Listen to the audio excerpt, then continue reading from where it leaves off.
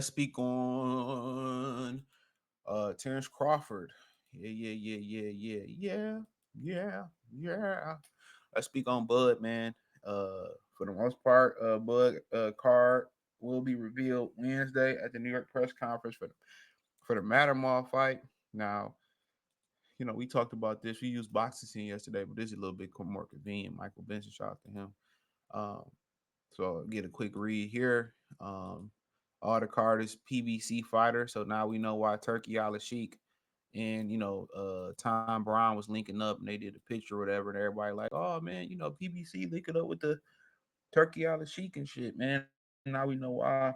I don't know if it's gonna be a permanent um I don't know if it's going to be a permanent working relationship, but now we kind of now we kind of getting somewhere, right? So I don't know if it's going to be a permanent working relationship or whatever the situation may be. Um, but it says the WBO are reportedly set to sanction Crawford versus Israel Madrimov August 3rd to be the for the, to be for their WBO interim title as well as Madrimov's WBA super welterweight world title, and have now stated that they will order Fondor to defend his WBO super welterweight world title versus the winner, with the fight to take place by December. Now, you asking like, okay, what do all this mean, right?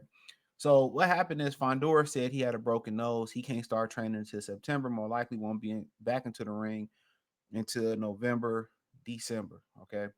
Like everybody saying a broken nose don't take that long. I don't really know. Maybe it's a full, I don't know, a shattered broken nose. I don't know. I'm not a doctor. But yeah, to each his own, man. That's something that they gotta figure out, man. And um so soon as he able to fight again by Bud fighting August 3rd, he should be able to turn back around in December and get a fight. Now, what they gonna probably do is try to apply for an exception.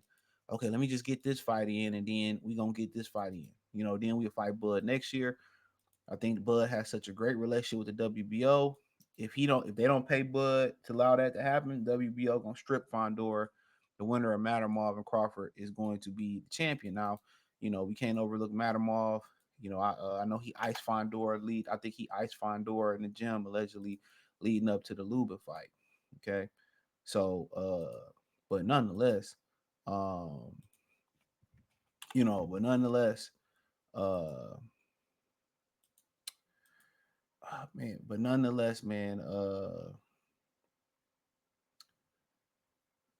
that's what's going on. So more than likely they probably not gonna fight, but if I'm PBC, I'm putting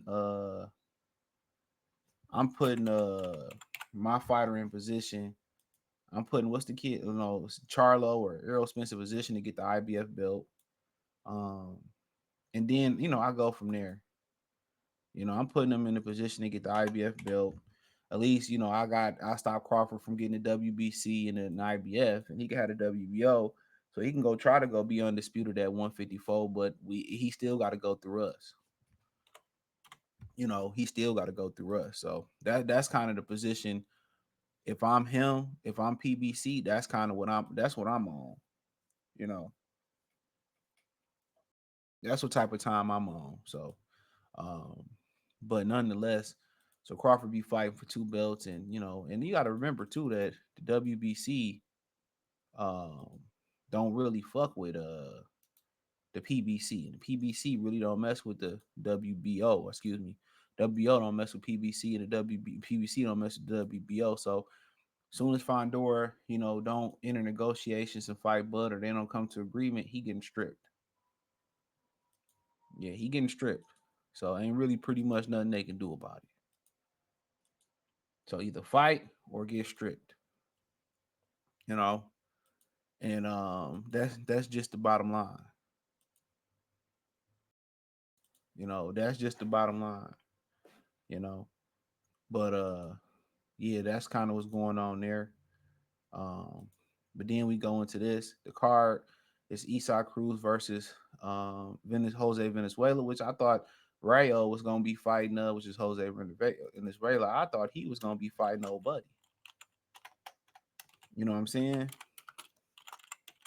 But by fighting Edwin De Los Santos. You know, so apparently that ain't happening. Uh, now he could be going against Esau. I mean, he could be going against Esau Cruz for a title, so they getting Rayo a title shot. I mean, they owe it to him after robbing his ass versus Colbert the first fight, and then they owe his ass also for putting him in there. For putting him in there with Edwin De Los Santos late replacement. But he got to get that. He got to get that lick back. But the problem with that is, I think Edwin De Los Santos hurt his stock too much, bro. Yeah, I think Edwin De Los Santos hurt his stock too much, man. I think with him hurting his stock so much, it's gonna be hard. It's gonna be hard selling him again. I mean, Shakir, Shakir Stevenson was a name, and he took the hit too. It's like he lost.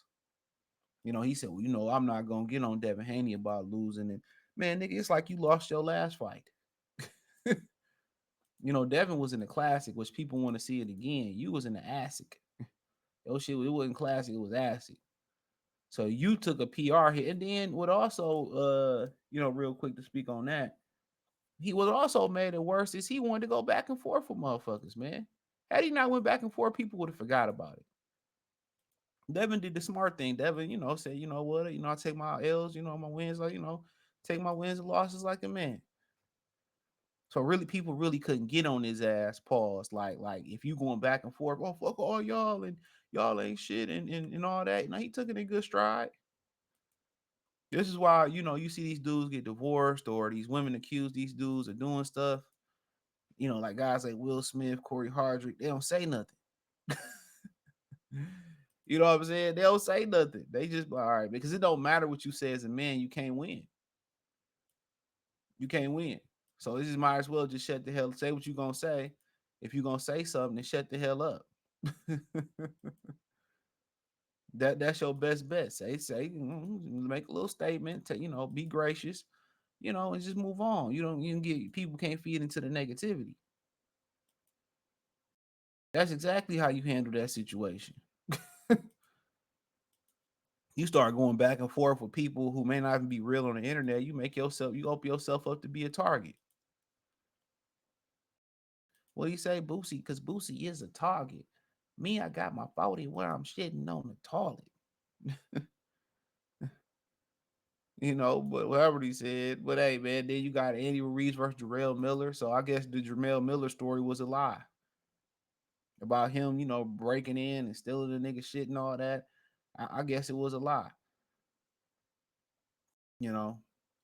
So yeah, I guess I don't know. Maybe it was a misunderstanding. Bud kind of went through that too. Not to bring up revisionist history, but y'all gotta remember Bud went through that too. Where old buddy, where he tried to get his car back and they tried to hold his car, and he took his car back. So I mean, you can't always believe what you hear, but it's so easy to believe when you hear something about a black man. It's so we so conditioned to believe that we the worst, or they believe. Some of us is conditioned that way. And then you got Leo versus Abner Mares 3. I'm like, Jesus Christ, man. Abner Mares' wife, man. Why is you letting this dude fight with his eye like that? Abner Mares' eye look like Southwest Tees and motherfucking and BMF, man. Like, why? Why are we letting this dude fight? He got a commentary job. Maybe he don't pay as much as fighting, but it's addiction too. I kind of was mad at years about Aaron Mares when he kept low blowing he kept low blowing old buddy, man. Um yeah, when he kept low blowing uh uh uh Joseph Abeko, but he did run it back, so I gave respect for him for running it back. Uh so he did run it back. He did run it back, so I had to respect that. I respected that. He did run it back. Roger Mayweather was in his corner for the second one. So yeah, he did run it back. So but yeah, man. So yeah, you got, so basically Al Heyman, like I said in my previous video, he's leasing his fighters out. He's leasing his fighters out. That's what he's doing. He's leasing his fighters out. He's leasing his fighters out. So um it's no surprise to me.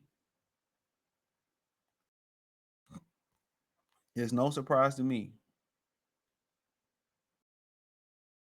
You know, it's no surprise to me. This is what he should have been doing from the very, very fucking beginning.